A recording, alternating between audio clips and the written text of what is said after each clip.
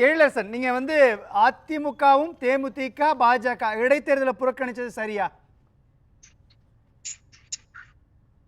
இல்ல சார், இதுல முதல்ல என்ன விஷயம் அப்படின்னா, நீங்க தொடக்கத்துல இருந்து கேட்டுட்டு இருந்தீங்க எதனால இவங்க இந்த புறக்கணிப்புகள்லாம் நடக்குது அப்படின்ட்டு.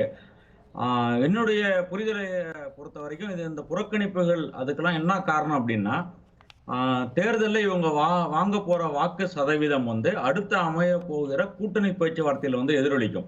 அதாவது கூட்டணின்னு ஒண்ணு அமைய அமைய வாய்ப்பு இருந்துச்சுன்னா, அதுல வந்து இவங்களோட இடப்பங்கீடு வந்து இந்த இவங்க வாங்க போற வோட் பெர்சன்டேஜ் வந்து அதுல கண்டிப்பா இடம்பெறும்.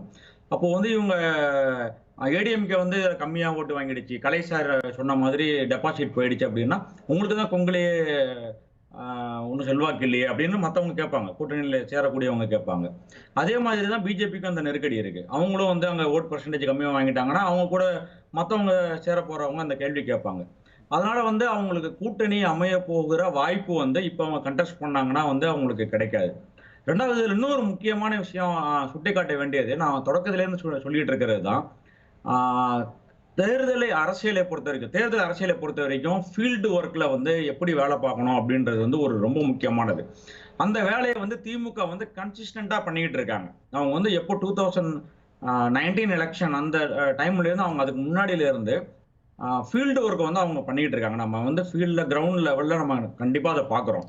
ஆனா இப்போ மற்றவங்க பிஜேபி, ஏடிஎம்கே அவங்களாம் அது என்ன பண்றாங்க அப்படின்னா, ஹையர் லெவல்ல தான் அவங்க பேசுறாங்க. அதாவது ஒரு சோசியல் மீடியாவில், இல்லைன்னா ஒரு மீம் மெட்டீரியல் மாதிரி, இல்லைன்னா ஒரு ஃபேன்சியா ஒரு இது செய்யற மாதிரி இப்படிதான் இருக்கே தவிர, செய்ய வேண்டிய வேலையை வந்து அவங்க செய்ய மாட்டாங்க. அதாவது ஒரு உதாரணம் சொல்லுவாங்க இல்லைங்களா, ஃபுட்பால்ல வந்து நீங்க கலந்துக்கிட்டீங்க அப்படின்னா கோல் அடிக்கிறது தான் ரொம்ப முக்கியம். பாலை ஹைட்டா அடிக்கிறேன், பாலை லாங்ல அடிக்கிறேன்றதெல்லாம் முக்கியம் கிடையாது. இந்த மாதிரி ஸ்டைல் காட்டிக்கிட்டு இருக்கிறது வந்து கோல் போடுறதுக்கு வந்து உதவாது. கோல் போடுறது தான் முக்கியம். அதனால வந்து கோல் போடுறதுல இவங்க கவனம் செலுத்தாம, பால்ல வந்து நிறைய நான் வந்து அந்த கிக் அடிப்பேன், இந்த கிக் அடிப்பேன் அப்படின்ற மாதிரியான வேலையை தான் செஞ்சுட்டு இருக்காங்க. இதுல அதிமுக என்ன அது மாதிரி பண்றாங்க? நீங்க ஏறக்குறைய திமுகவுக்கு என்ன செல்வாக்கு இருக்குதோ அதே மாதிரியான தொண்டர்கள் செல்வாக்கு அதிமுகவுக்கு இருக்கு இல்லையா? இவங்க வந்து ஃபீல்டுல இவங்க எந்த அளவுக்கு இவங்க ஒர்க் பண்ணிருக்காங்க அப்படின்றத அதோட ரிஃப்ளெக்ஷன் தான் இந்த தேர்தலில் இவங்களுடைய புறக்கணிப்பு.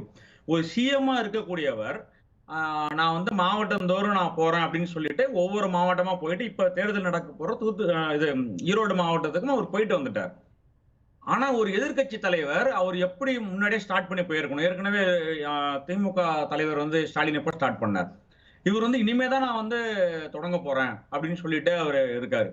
ரெண்டாவது அவங்க பேட்டியில சொல்லும் போது அவங்க கொடுக்குற தகவல்கள்லாம் வந்து மக்கள் என்னமோ அந்த ஆட்சி மேலேயே வந்து நம்பிக்கை இழந்துட்டாங்க, நாங்க எப்ப ஆட்சிக்கு வருவோன்றத மக்கள் வந்து காத்துக்கிட்டு இருக்காங்க அப்படின்னு இவங்க மைக்ல பேசுறாங்க, மேடைகள்ல பேசுறாங்க, பேட்டிகள்ல சொல்றாங்க. ஆனா அது எதுல காட்டணும், தேர்தல்ல காட்டணும் அப்படின்னு வரும்போது அவங்க களத்துல நிக்க மாட்டாங்க. அதனாலதான் நான் ஏற்கனவே சொல்றேன், இவங்க வந்து எல்லாமே செய்யறாங்க கோல் போடுறதை தவிர. பாலை வந்து ஹைட் அடிக்கிறாங்க, பாலை வந்து ரொம்ப இந்த கோல் போஸ்ட்ல அந்த கோல் போஸ்ட்டுக்கு அடிக்கிறாங்க, எல்லாமே செய்யறாங்க. ஆனா கோல் அடிக்கிறாங்களான்னா அடிக்க மாட்டாங்க. இது வந்து ரொம்ப அடிப்படையான விஷயம். ரெண்டாவது ஏடிஎம்கே வந்து நான் முதல்ல இருந்து சொல்லிட்டு வர சுட்டி காட்டுறது அதுதான். ஏடிஎம்கே வந்து டிஎம்கே வந்து வெறும் அட்மினிஸ்ட்ரேட்டிவ் லேக் இருக்குல்ல, அதாவது நிர்வாக பிரச்சனைகளை வைத்து மட்டும் இவங்க திமுகவை எதிர்கொள்ளலாம் அப்படின்னு அதிமுக நினைக்கிறாங்க. அது வந்து அதிமுகவுக்கு ஒர்க் ஆக போறதே கிடையாது. வேற எதை வச்சு அவங்க பண்ணிருக்கணும்னு நினைக்கிறீங்க? இப்போதைக்கு எதிர்கட்சியாக இருக்கும்பொழுது அவங்க அந்த ரோல் தானே ப்ளே பண்ண முடியும். இல்ல அட்மினிஸ்ட்ரேட்டிவ்ல அங்க வந்து சுட்டிக்காட்ட வேணாம் அப்படின்றது என்னோட கருத்து கிடையாது. ஆனா அது மட்டுமே இவங்களுக்கு பயன் தராதுதான் என்னோட கருத்து. அது சுட்டிக்காட்ட வேணாம் நான் சொல்லல.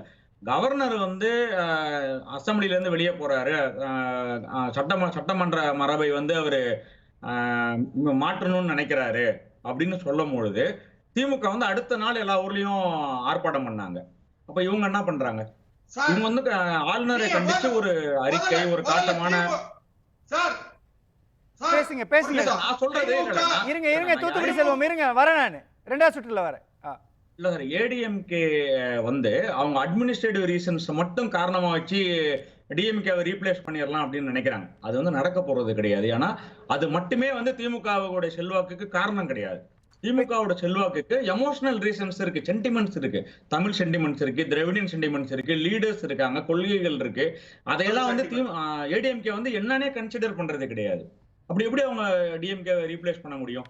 அவங்க வந்து சும்மா ஏதாவது ஒரு கிரைம் நடந்துச்சுன்னா அந்த கிரைம் வச்சு ஏதாவது ஒரு வாரம் ஏதோ பண்றாங்க, அப்புறம் வேற ஏதாவது ஒன்று நடந்துச்சுன்னா அதை வச்சுட்டு ஒரு 1 வீக் ஓட்டுறாங்க. இப்படிதான் போயிட்டு இருக்கே தவிர அந்த தொடர்ச்சி, அந்த செயின் வந்து தொடர எங்கேயுமே மாட்டேங்குது.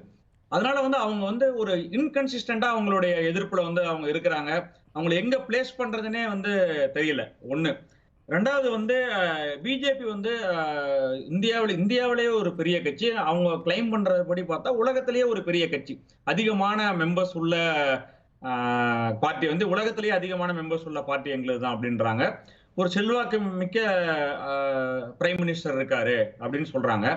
அப்போ அவங்களுடைய இதுக்கு கீழே இருக்கக்கூடிய ஒரு துணை ராணுவ படையினர் இருக்கு. இவங்க சொல்ற மாதிரி நிறைய புலனாய்வு அமைப்புகள் இருக்கு. எல்லாருமே அவங்க வந்து பணம் வந்து விளையாடுது அப்படின்னா அவங்களால கண்ட்ரோல் பண்ண முடியும். ஆனா அவங்க வந்து அது இவங்க எப்படி சொல்ற இவங்க துணை ராணுவ படையெல்லாம் கூட வர வைப்பாங்களே, அந்த ட்ரெஸ் போட்டுக்கிட்டு இந்த இதெல்லாம் போவாங்களே, அந்த மாதிரி தேர்தல் நடக்கும்போது அவங்களெல்லாம் வச்சு இதெல்லாம் கண்காணிக்கலாமே, இதெல்லாம் தடுக்கலாமே. அதை விட்டுட்டு இவங்க வந்து அதிகார துஷ்பிரயோகம் பண்றாங்க அப்படின்னு இவங்க சொல்றாங்களே தவிர, அதிகார துஷ்பிரயோகம் செய்யக்கூடியவர்களை தடுக்கக்கூடிய இடத்துல இருக்கக்கூடிய அமைப்புகளை வந்து ஏன் இவங்க கேள்வி கேட்க மாட்டாங்க? பேசலாம்.